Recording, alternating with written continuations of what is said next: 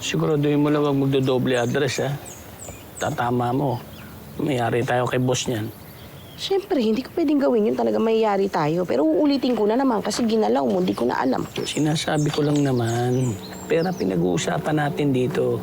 Oo na nga. Ito na, uulitin ko na nga na.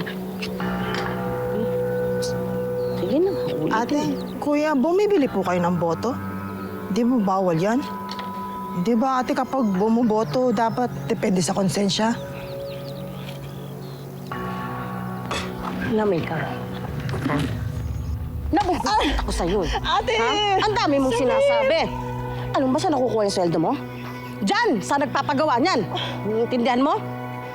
Kaya ikaw, wala kang karapatan magreklamo. At kailangan manalo ni boss sa eleksyon dahil kung hindi, pupulutin ka sa kangkungan. Sumusobra ka na, ate, ha? Lagi mo na lang ako sinasaktan! Hindi na tama yung ginagawa niyo sa akin!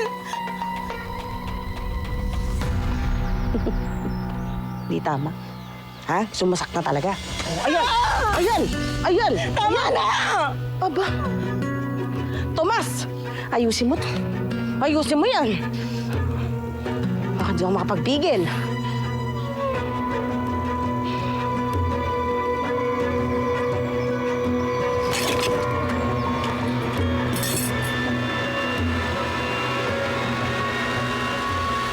Bastos eh.